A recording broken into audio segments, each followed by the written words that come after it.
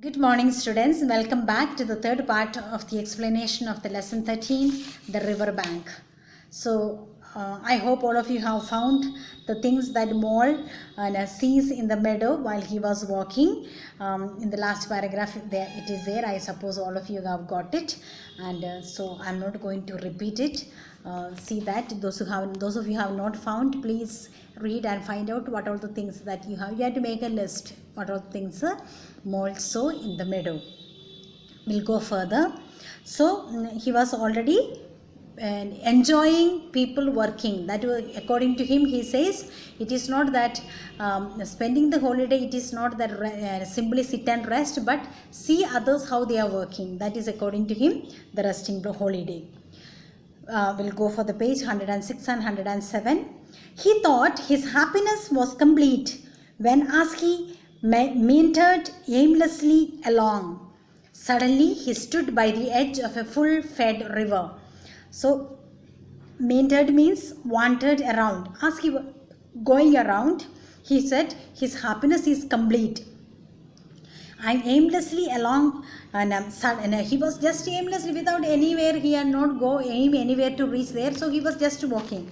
Suddenly, he stood by the edge of a full-fed river. Full-fed means completely filled with water.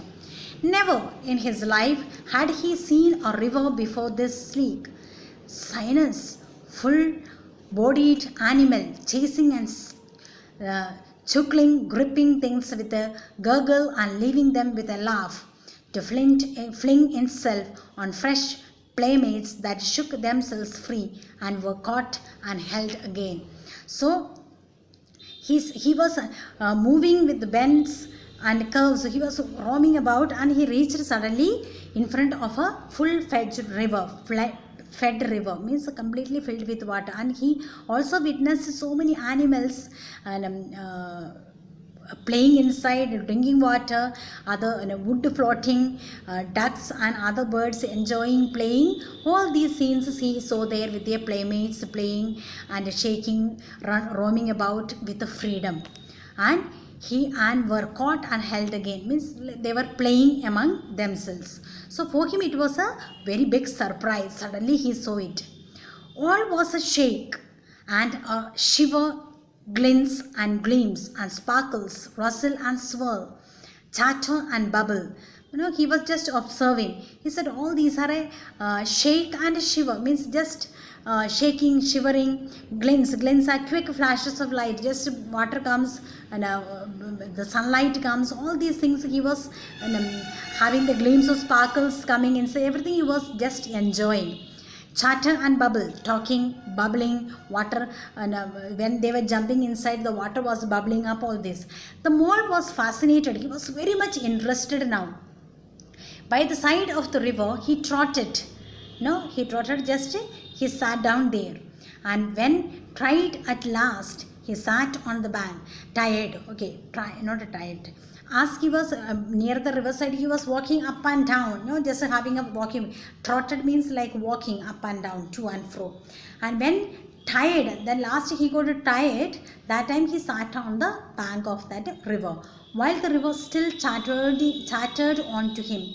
Means the river was trying to talk to the mole, or with all those creatures, the water bodies, everything they were trying to converse with him, talk to him. While the river still chattered on him, a bubbling procession of the best stories in the world. He was just going on, remembering the story tales what is going on in the world, sent from the heart of the earth to be told at last to the sea. Means the water from the river was bubbling and going about, and it was at the end is a sea. It will go and meet in the sea. This was a very big story to tell. As the river passes on, it meets so many creatures, so many people, so many situations. Finally, it will join the sea water. Till now, it has a lot of story to tell, and now the mole also has become part of its story, who has never ever seen the outside world than his own small little room where he was doing all throughout whitewash. So this is a story about this enjoyment of mole. It's like a baby's day out.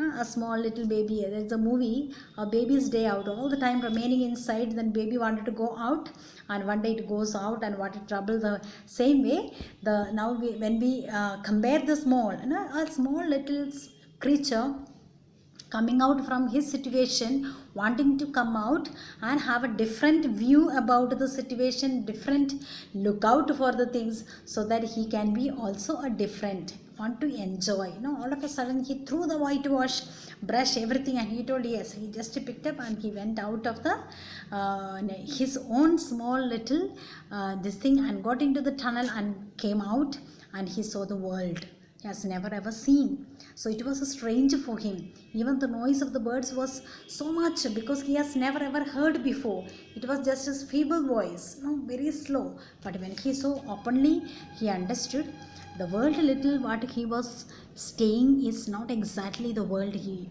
met. It was vast varieties of things, a situation, and he enjoyed.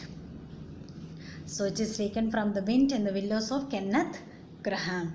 So this is a story all around, and please read the lesson. We'll get the complete, even the what is it called, we have some extracts also I'll be giving to you.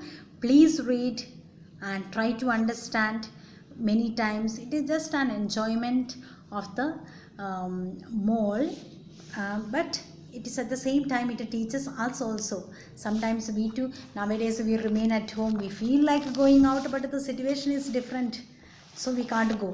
So but it is nice to come out from our little shell, open mind, open area, so that we can learn so much, we can enjoy so much, so that it will make us aware. We make in the world itself, the earth, the situation teaches a lot how to enjoy life, just like a mole remained inside for so many years and came out. So please go through the lesson, try to understand, learn it, learn the word meanings. Or I have sent you the question answers. You will get the rest of the question answers and plus the extracts in the next class. Thank you.